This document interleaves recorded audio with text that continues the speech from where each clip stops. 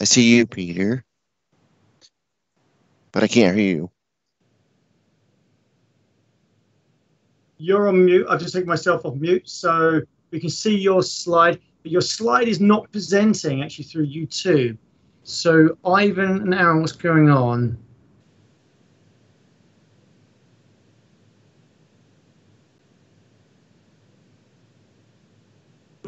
Okay. Okay, I'm mute. So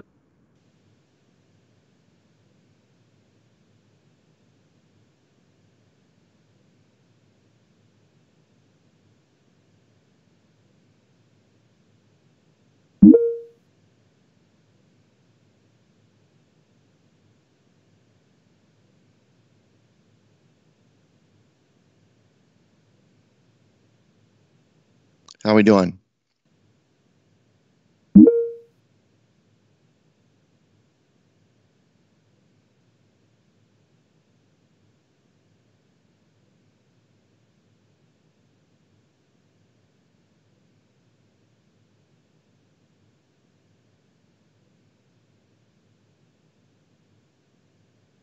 All right, if someone can give me a cue to continue on, I will absolutely get started on the presentation piece. I just want to make sure we have everything in place in regards to the technology and the logistics. Are we good to go?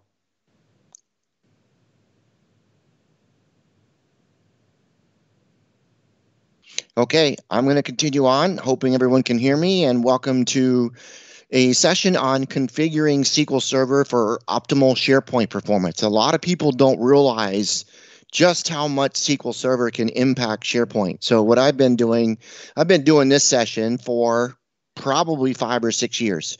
So it's really agnostic to whatever SharePoint version or SQL Server version you're running. It's pretty much all the same. There are a couple little tweaks in SharePoint, in SQL 2016 that are slightly different, but as I go through those, I'll call those out to you.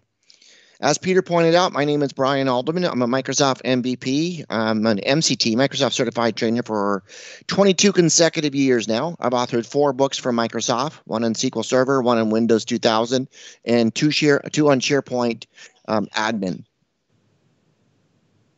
I'm getting a little feedback here. I speak at about 15 conferences a year, and this is and I really enjoy doing this. So this is the first time I've done a remote one. So this will be very interesting to try to get a few more of these under my belt, and I can do these a little bit more often for some people. So I'm glad we're getting a trial run at this. If you have any questions after we leave today, my email address is brian@microtechpoint.com. That's my own company where I provide training, consulting. I manage my authoring and my speaking through there as well. So my email address is brian@microtechpoint. My Twitter handle is Brian Alderman, as well as microtechpoint.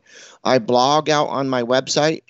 So if you want to kind of see what's the latest and greatest, although I'm a couple months behind with what Microsoft is doing, you can follow my blog. My schedule for speaking is out there as well, and my training schedule, because I do provide, I'm a Microsoft Learning Partner, so I provide training from my, mostly online in the Office 365 in the SharePoint space, whether it be on-prem or online, Power Apps, Flow, Teams.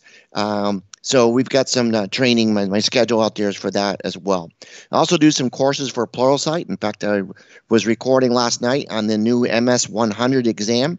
So I am working on getting the courses ready for that.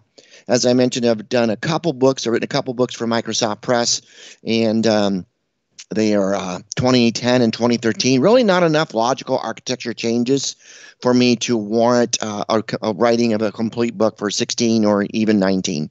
Pretty much from the admin's perspective, the min roles were pretty much all that changed. So it doesn't require a 12,000 page book or 1,200 page book for that. So I love the travel, and that's the beauty of being able to present in different parts of the world. I've spoken in literally, I don't know, 5 or 6, 7, 8 different countries. So I enjoy that, and I enjoy golf. I live in Scottsdale, Arizona right now, and that's where I'm presenting to you live.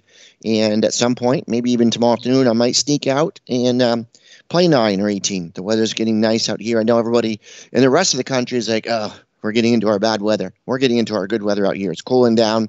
We're going to have some fun. I started this crazy suit deal last year. So I was in SharePoint Conference Vegas. There was my suit there. Then this is the one, the coast to coast I did for SharePoint Saturday, where I did the Charlotte to LA in the same day on SharePoint Saturdays. Then I spoke in SharePoint Fest Chicago 2018.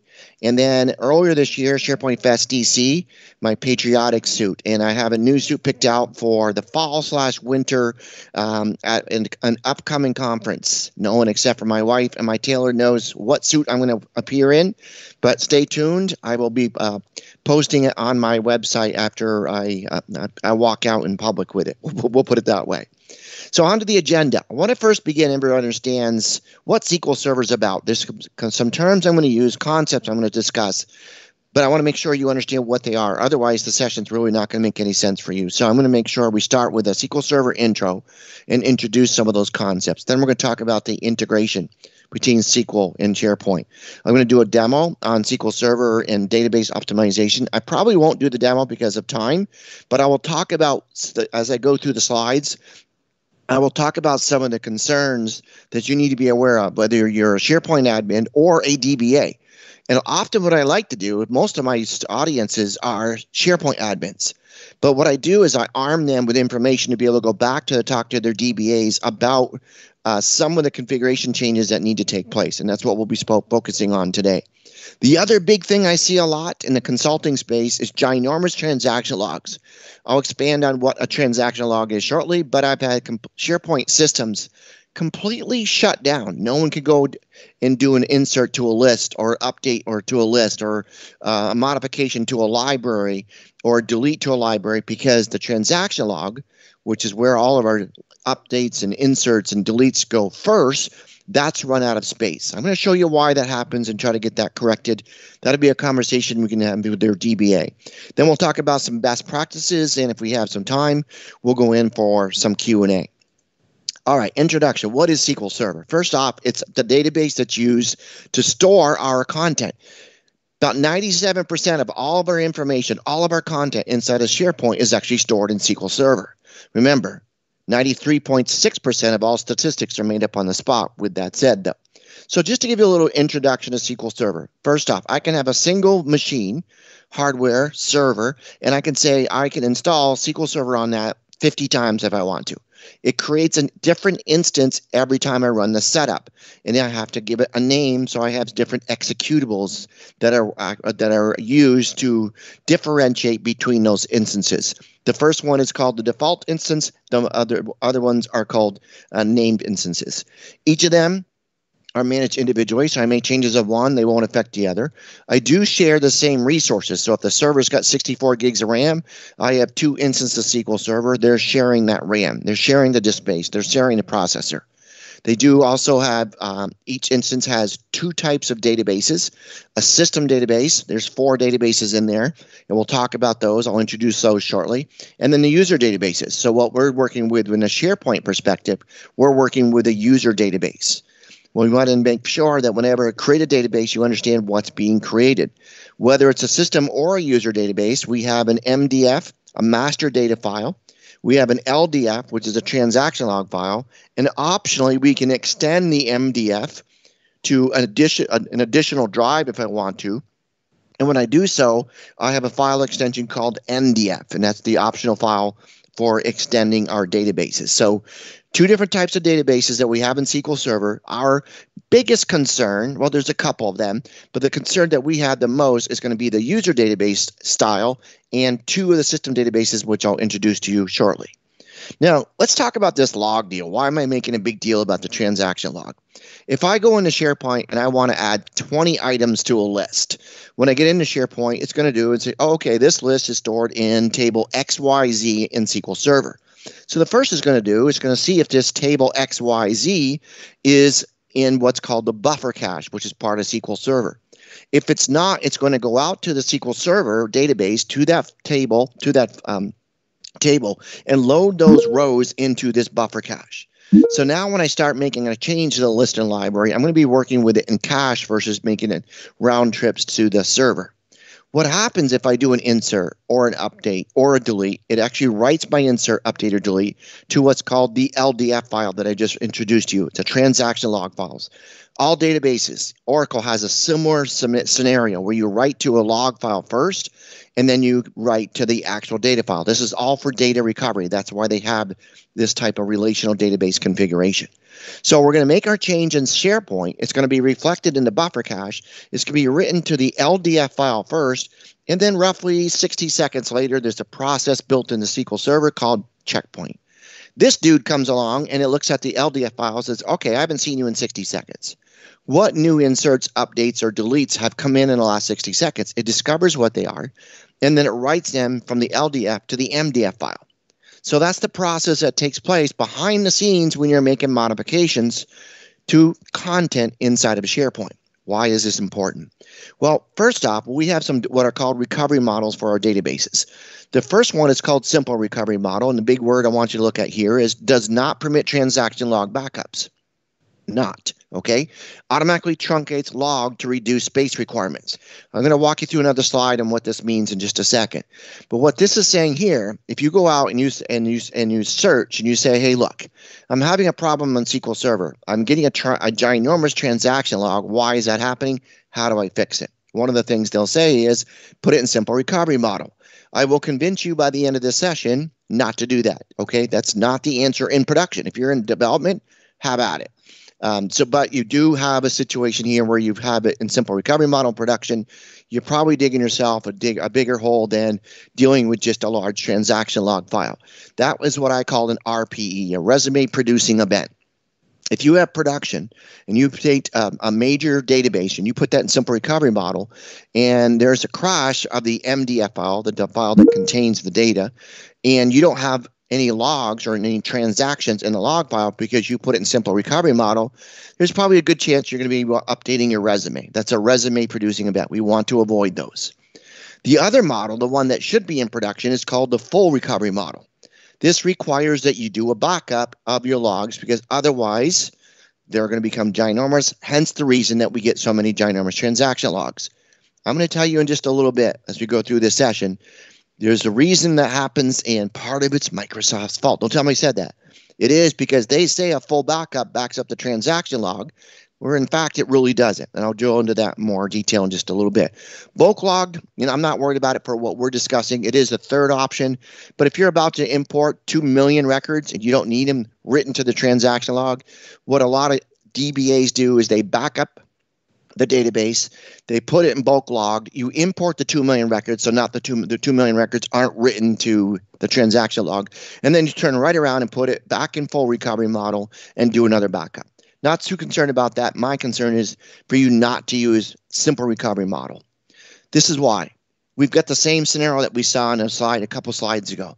The key component here, if you go into step 4, the checkpoint writes a dirty page is a page that's been written to the LDF file, but not to the MDF file. So it's going to write that dirty page. It's not been written to the MDF file. It's going to write that to the MDF file. And when it does that, when you're in simple recovery model, what it does at that point, it turns around and it flushes the transactions. So your transaction log will never get ginormous, or your LDF file will never get ginormous because we're flushing it on every checkpoint right. So that's what a simple recovery model action does. I'm going to switch to the full recovery model, and the only word that changes this guy right here, the retains in step 4 versus the flushes. So what this does in the full recovery model, instead of flushing it every time it writes the transaction from the L to the MDF file, it's going to retain that. Now, unfortunately, because it's retaining it, it's our job, well, it's the DBA's job to make sure periodically that transaction log is backed up. Unfortunately, that's the confusion because of the way that Microsoft has defined a full backup, and I'll go into that in just a little bit more detail as we move on here. So that's the process. This is a very, very important information for us to understand. So I mentioned we have 4 SQL Server instance databases. The first one is the master database. The master database is kind of like the config DB in SharePoint. The master database for SharePoint or for SQL Server stores all of the configuration information. Then we also have an MSDB database. This is where all the jobs and alerts and backup and replication, all that it's taken care of inside the SQL Server space.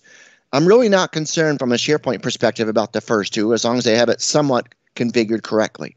But the ones that do have an impact on SharePoint are the TempDB and the temporary work storage area. Those two, the TempDB is the temporary work storage area, and the model is the template used to create all databases in SQL Server.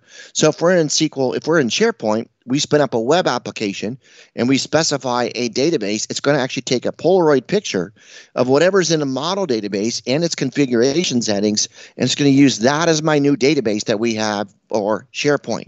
So that's why that one's important for me. If I've got 500,000 records or 50,000 records in a list or a library, and I want to sort them alphabetically or chronologically, I need a workspace for that sort to take place. That's done in the TempDB. That's why those two databases can have a big impact on what's going on in SQL Server, as well as the effect it has on SharePoint. So these are the 4 system databases every instance of SQL Server has. Now, why am I concerned about this? Well, if you have SharePoint 2013, let's take a look at what we have for apps here. If I go in and I create the farm, I get a config database, and I get the central admin content database. Now, by default, the central admin content database gets a huge name for it in SQL Server. It's got a GUID in it the size of Texas. So if you go out to Brian's blog, I have an article out there on how to rename the central admin content database to be a little bit more user-friendly database name versus the huge GUID that's assigned to it. So when I install SharePoint, whether it be 2013 or 2016 or 2019, I get this config DB and the central admin DB. When I install or spin up my service application, Search has 4 databases. User Profile Service has 3 databases. The State Service has a database. So I end up with a bunch of databases. So every service app, I think most every service app has service app DBs. Every web app has at least one database. And again, when I create a web application, I can specify a database name or it uses a default name. I have a separate article on Brian's blog that talks about how to rename a web application database. The steps are slightly different than renaming the central admin database. So you can check that out on Brian's blog on MicroTechPoint. But you can see, as you can see here, all of our information, the list, the libraries, the subsites, the items, the documents, the web applications, the service applications, they're all touching SQL Server or stored in SQL Server. So it's really important for us to understand the impact of SQL Server on SharePoint. Now, from an end user's perspective, we have subsites, lists, and libraries, and we can recover those. We can use the information still stored in SQL Server, but we can actually drill down to that level and take a look at content and manage the content. We also have site collection levels. Now, at this point, instead of just being a site owner, we need to be a site collection admin. And then we have the full farm where all of our settings, all of our service applications, all of our web applications, the association between the service apps and between the web apps are all stored in these databases that we have in SQL Server. Okay, so SharePoint and SQL Server, giving you an idea why it's important. All SQL Server versions and all SharePoint versions. So I used to have optimizing SQL Server 2012 for SharePoint 2013. I just put the flavors out there because that was the current flavor. I just dropped that now. It's optimizing SQL Server for SharePoint. Doesn't matter what flavor that you're running. Like I said, a majority of our data is already stored in SQL Server. The farm configuration information is stored in that config DB. The central admin database contains information of what we do in central admin. And there's a note on how to rename the central admin database on Brian's blog. Every web application has at least one database. Again, I have another blog article on how to rename that. And most every service application has at least one database. I don't have any blog articles on renaming service applications databases because Microsoft has a great one. It's very, very specific about what you need to do if you need to rename a service application database. So didn't want to reinvent the wheel by adding that. Now, SharePoint Farm creates several databases. If you do what's called a spousal installation, I don't know if you're familiar with that. Spousal installations, when you go in, you double click on setup.exe, and you run that. And then instead of really paying attention to the prompts through the wizard that's going to walk you through, you sit there and you roll your eyes and you say, okay, okay, okay, okay, okay, kind of like you do with your spouse when they're talking to you. So if you do a spousal installation and not do any modifications to that installation, you just blow through and hit OK all the way through, you're going to get about 20 databases inside a SQL Server. And that's a lot. If the DBA is not used to that, they're going to think, okay, in the old days, 2007, we maybe got a SharePoint, we maybe got 4 or 5 databases. Now we're getting 20. So if you have a DBA that's been around since SharePoint 2007, and now they're seeing what's going on 2013, 2016, 2019, they might flip out a little bit and say, dude, it used to be 3 or 4. How to get to 20-ish now? So there are several databases that are created. Now, every content database can contain multiple site collections. It's like 200,000 or whatever you want site collections in a database. Site collection can only reside in one database. So I can't build a site collection and say I want part of it in database 1 and part of it in database 2. As I've already mentioned, I want you to use full recovery model for your content databases in production, because of the fact if we don't, we're not going to have the recovery option available to us if there's an issue. And we're going to talk about that in a little bit more detail here. We can control the size of our databases from inside of SharePoint. Your DBA may say, dude, I don't want your databases to be any larger than 200 gigabytes. Microsoft in previous versions of SharePoint would only support up to 200 gigabytes. It was really just a soft limit, though. The soft limit is for me. When I say that, it means that it was they would support higher, but if you have a 4-hour service level agreement or SLA, if you have a 200 gigabyte database, there's a pretty good chance you can get that 200 gigabytes recovered within that 4-hour limit. They actually support up to 1 terabyte now, but you still have to be concerned about your service level agreement. So your database size can be driven or will be driven by the terabyte or by the database requirements that we have here. So just to give you a heads up on that. Site collection quota templates are available in SharePoint, and that will allow us to control the size of databases.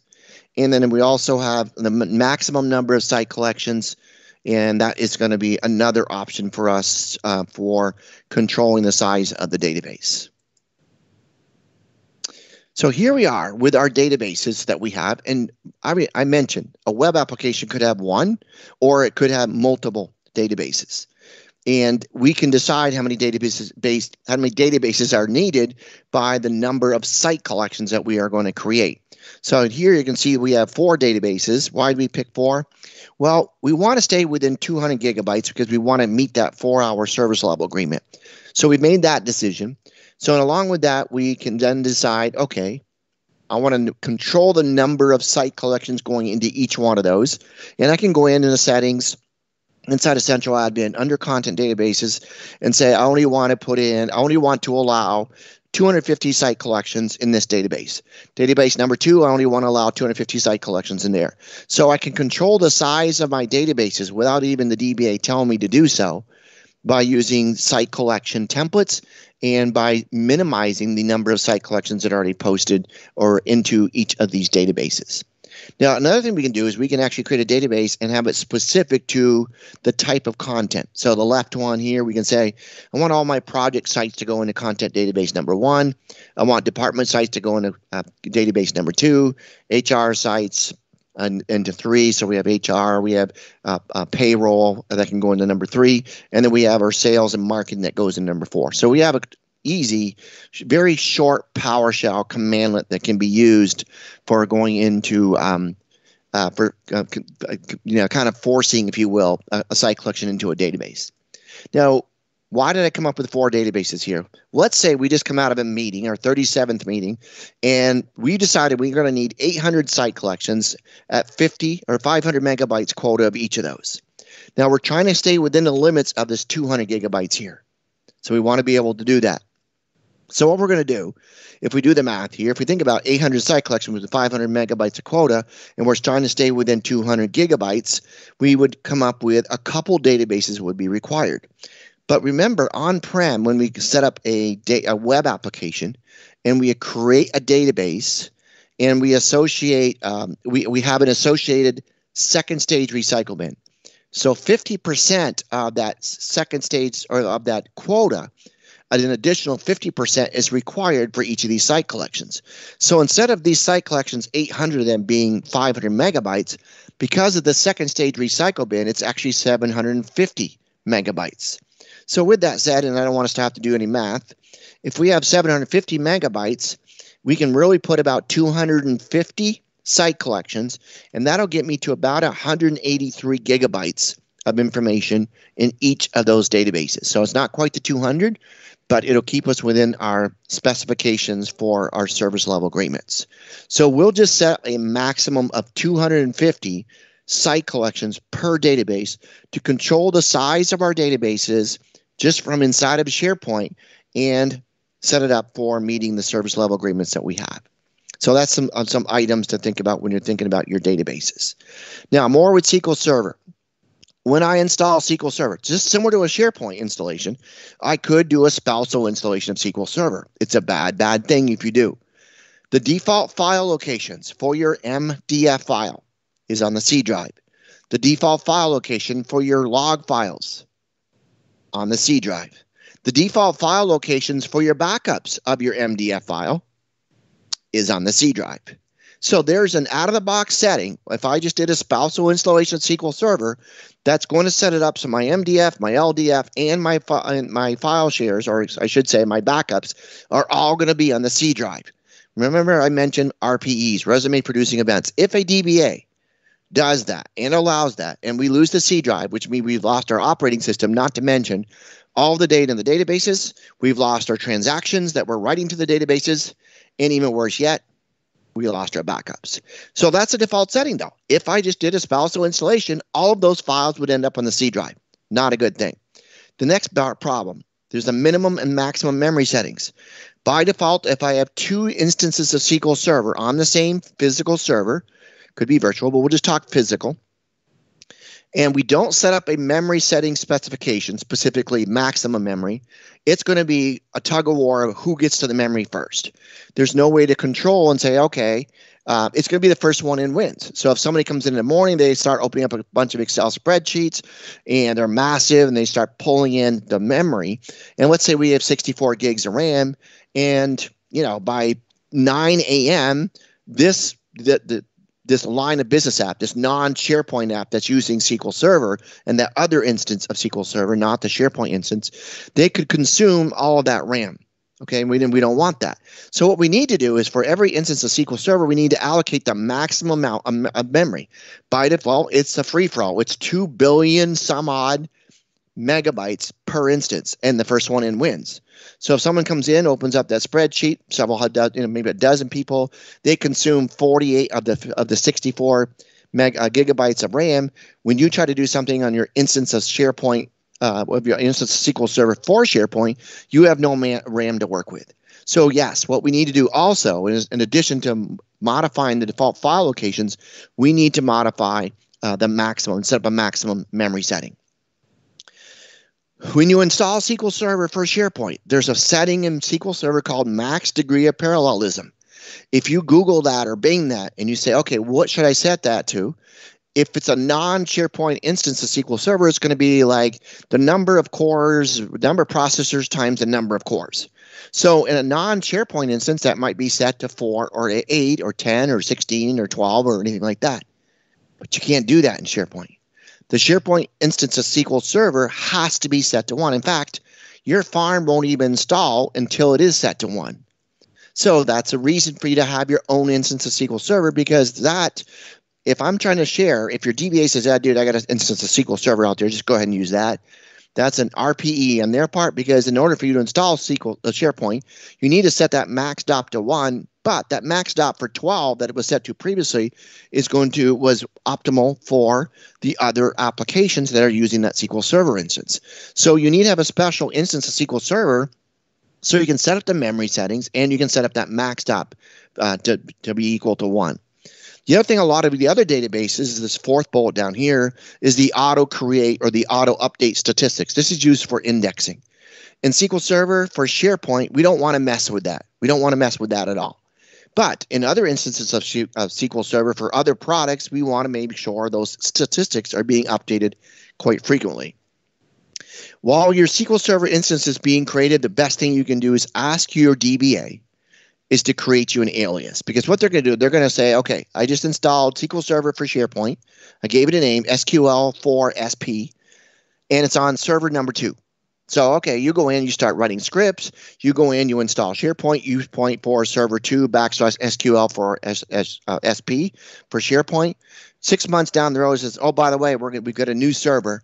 We're going to move all your content from server 2 to server 6. You have to go back and find all your scripts and update them. So what you do is you ask them, it's like, dude, you just installed SharePoint. Super appreciate it. Could you jump in and create an alias for me?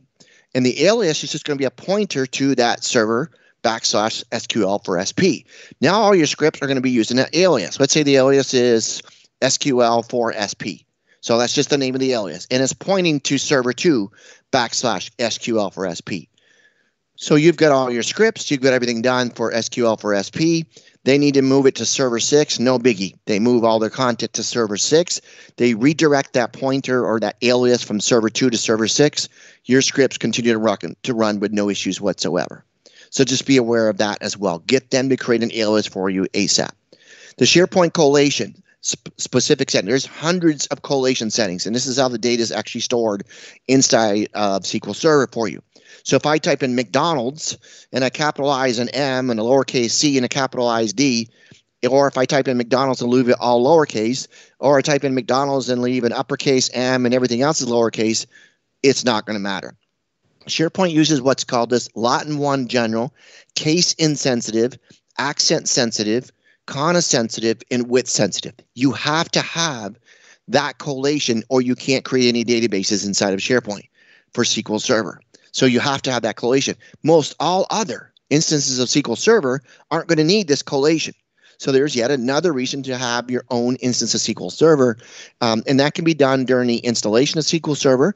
That's going to be dedicated to SharePoint.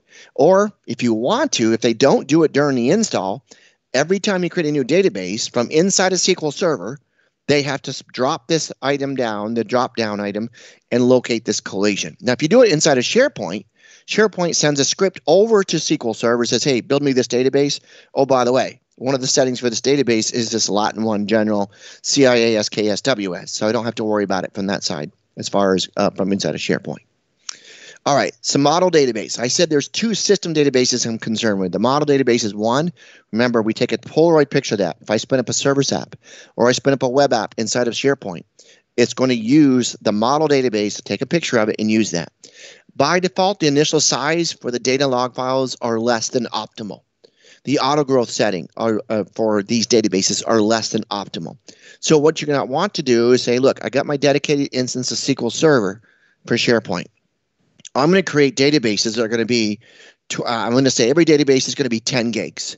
And if it runs out of space, there's an auto growth setting. So let's say I'm trying to do inserts, updates, and deletes, and I run out of space. What you can do with it is what's called an auto growth setting at the database level. And the auto growth setting just says, okay, if it runs out of space, grow by 20%. Or if it runs out of space, grow by 2 gigabytes, just to make sure we don't totally run out of space. Because if you run out of space for the transaction log or for the MDF file, you're not going to do any more inserts, updates, and deletes. So the default settings for that model database for your instance of SQL Server for SharePoint needs to be updated to be a larger size, and we need to also update the auto growth settings. Now, the TempDB database file settings are very similar. We have to increase the size of that, just like we talked about, and the auto growth. Now, this is one database because remember, TempDB is just a temporary work storage area. And this is one database. I don't care if the auto growth settings are on. In fact, I want it on because that's just junk. It's kind of like whatever's in RAM, you restart your computer, it gets flushed. Same with the TempDB database. Everything that's in there, it's going to build up, But when you restart the SQL Server service, it's going to flush that out because it's just junk. It was just a temporary work storage area for us to be able to analyze data, sort the information that we were looking for. And you can also improve performance by placing the TempDB files on multiple hard drives or across a RAID array. So this means, remember, we have an MDF and LDF, and we had that optional NDF file. So we could say we're going to put the primary TempDB file with the primary MDF or TempDB on our data file, on our D drive. And we can say, you know what, because we have our processors that can write to multiple drives, let's put an NDF file on an F drive and another NDF file that's part of TempDB on the G drive. So now we're reading and writing from 3 physical drives instead of just 1 drive. So that's one way we can, another way we can optimize what's going on with SQL servers or SharePoint's SQL Server instances because of the way that we were able to do that. So we've already done this one. Did I go the wrong way? Here. Let's go forward here.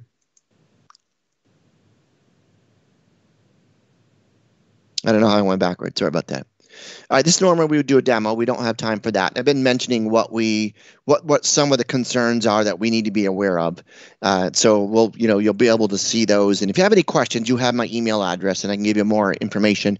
And you also have the blog articles I was telling you about. Let's talk about one other big thing I always see out there, and that's ginormous transaction logs. I mentioned to you the reason it happens is because we never back up the transaction log. If you go out and you search and you talk about, okay, I have SQL Server 2016, doesn't matter, 2012, 2013, 2010, whatever 20 version of SQL Server you have, it's going to say that a full backup backs up the MDF file, which is this guy here, and the LDF file. So a lot of people see that as like, oh, okay, it's backing up the LDF file, so it shouldn't get large. Not true. Let me give you a scenario. Let's say we kick off on Sunday night. We're going to do a full backup as far as our backup strategy. And let's say at 5 p.m., we start this backup. And we're going to go into the LDF file at 5 p.m. We're going to put a little tick mark in there that says, all right, backup started here. And then let's say it stops at 9 p.m. The MDF completes at 9 p.m. So it's written all the information from the MDF over to our hard drive on the left. Then it goes back at 9 p.m. It puts another tick mark in the LDF file, and it says, okay, backup ended. All the transactions, because people could be working inside of SQL Server / SharePoint while you're doing a backup. So all the transactions, any data changes that were backed up from here, any changes that came in between 5 and 9 are then also backed up to the drive. So when the backup completes at 9 p.m., you've got all the changes from the data as it was at 9 p.m. In the old days, it was as of 5 p.m. It wouldn't back up the transactions that were being updated. In fact, it would go out quickly, back them up, but then it would not do an update at the end. So it backs up a portion, a full backup, as Microsoft's documented. It says it backs up the transaction log. It backs up a portion of the transaction log, and that portion are those transactions that are coming through during the backup. So let's go through a scenario. How do we avoid ginormous transaction logs but not use simple recovery? So we are going to do a full backup on Sunday. On Monday, we're going to do a differential, which means, let's say there was 30 gigs of content on Sunday night. Well, we had 2 gigs of content change Monday, so Monday's going to just contain the changes that came in on Monday, the differential. Another word for differential is cumulative. So on Tuesday, let's say we had 2 more gigs of changes. So this is going to contain the changes, this backup on Tuesday, changes from Monday, and the changes from Tuesday. Wednesday, we're going to do the same. Let's say we had 6 gigs here of changes on Wednesday. It was a busy day. This differential is going to contain the backups or the changes from Monday, the 2 from Tuesday, and then the 6 gigs from Wednesday. So now this is 10 gigs, still better than 30. But why am I doing this? Your backup plan is driven by the quickest way you can recover. I don't care if it takes a little extra time to do the backup. What I do care about is I want to minimize the downtime to meet my SLAs. So that's what happens here. We got our full backup on Sunday and our differentials Monday, Tuesday, and Wednesday. Thursday comes along, and we lose the drive that contains the MDF file at 4 p.m. So we have to go through a full recovery process to recover the content. Now, if I'm in simple recovery model, there's nothing in this LDF file. So in a sense, the best I can do is recover up to Wednesday night. But we're gonna be smarter than that. We're gonna be in full recovery model because I'm not gonna be in simple recovery and production. We talked about that. So we're gonna be in full recovery model. So the first thing I'm gonna do is let's pop out to this LDF file and let's back up all the changes that are in that LDF file. So we're gonna take a copy. We're gonna be able to get information about the changes that came in on that Wednesday on Thursday. And now we're gonna begin our recovery process. We're gonna restore the full backup from Sunday. We're going to restore the differential from Wednesday because that contains my changes from Monday, Tuesday, and Wednesday. And then because we're able to back up the LDF file because it was not in Simple Recovery Model, we're going to restore the log that we created when we did the backup in step 1. So now we potentially have not lost any transactions because we're not in Simple Recovery Model. So what I've done in the last 2 minutes or 3 minutes is try to emphasize the reason that we don't want to use Simple Recovery Model. But I haven't shown you how we fix the ginormous transaction logs. Our definition of a full backup is not exactly accurate. So what we need to do at some point in time in this entire backup strategy is we need to periodically purge out the transaction log. What's the best time to do that? How about Sunday night? We just completed a backup Sunday night at 9 p.m. So the data that's in these two files, the MDF and the LDF, is exactly the same that's over here on our drive that we just backed up. So we have an exact copy already. This is the best time for me to purge out this LDF file. So your DBA can go in and do something as simple as step 1, backup MDF file. Step 2, if the backup of the MDF file is successful, then backup the LDF file. So they'll just add another command, backup log instead of database, backup log to anywhere on the drive. They can dump it to anywhere on the drive. And then with a net, a net just says next Sunday when it runs, clobber last Sunday's information. So we can leave that information out there to cook over the week. If we need to go back to it, we can. Next Sunday it'll run over and it'll back up the content from this upcoming week to the same exact location, but clobber that information that's out there. Okay, so avoid Simple Recovery Model. It's not going to fix it will fix your dynamic transaction logs, but you're putting yourself in an RPE situation where you can lose content if you lose the LDF file. All right, a couple best practices here. I know we're at top of the hour, so just a couple things to review real quick. Went too fast on that one. And go back one. We'll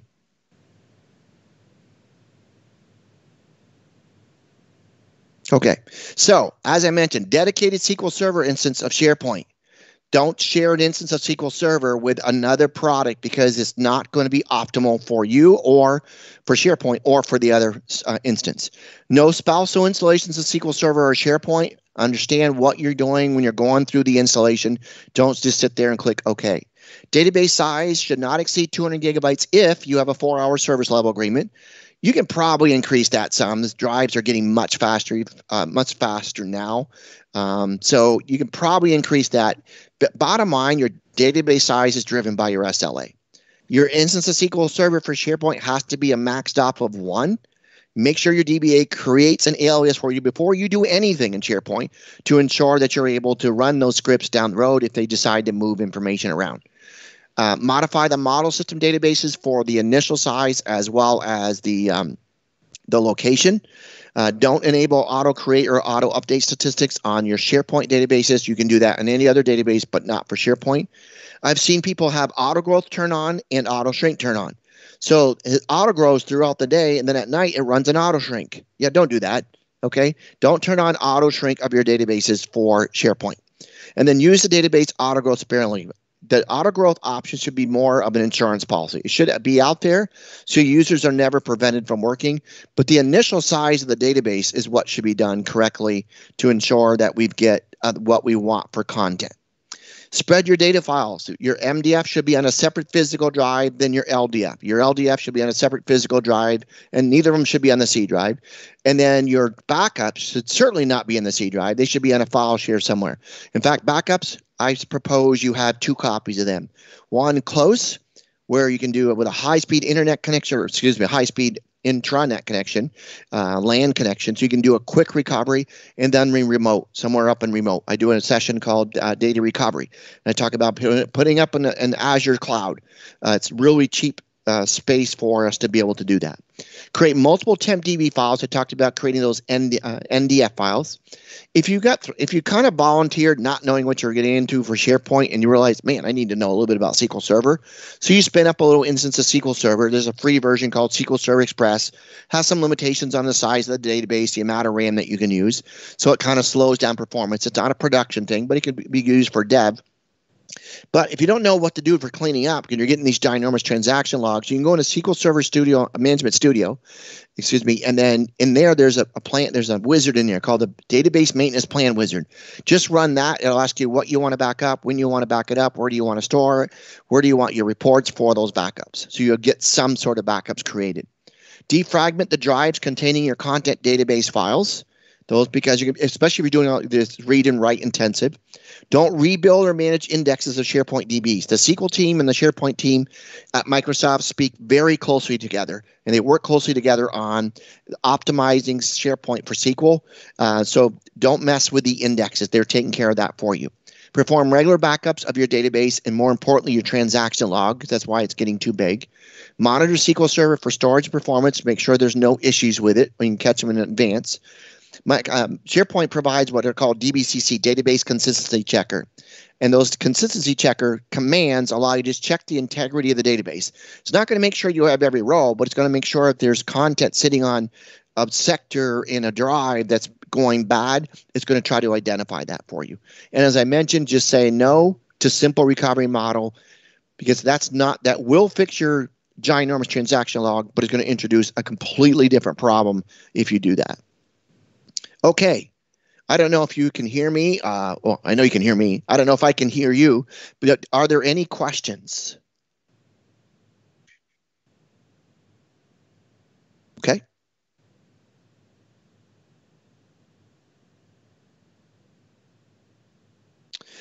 Well, you can use RAID. You can use RAID 5 or RAID 1.0 is one way to do that. So that's probably the best way. And the other way too is to have it's a SQL setup. So there's a few options. There's what's called log shipping that can be done through your SQL DBA. So every hour they ship the logs to another server.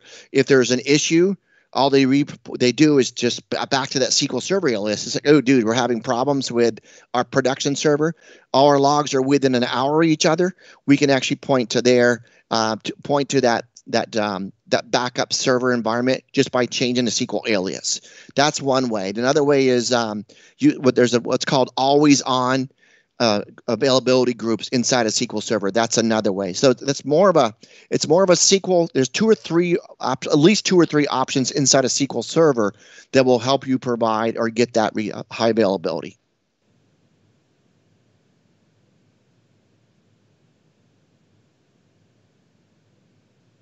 You are welcome. Any other questions?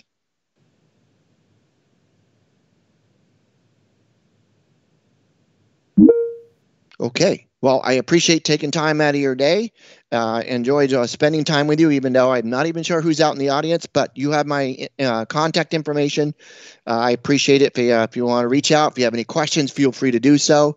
Thank you for inviting me, Peter and company, for helping share some of my knowledge around the SQL Server SharePoint. I actually began with SQL Server back in 4.2a, back in the mid-90s. I began working with SQL Server. And the only reason I got into SharePoint was because I could still work with SQL Server, quite honestly. But thanks to everyone. I appreciate the invite. And if you have any questions, feel free to reach out to me.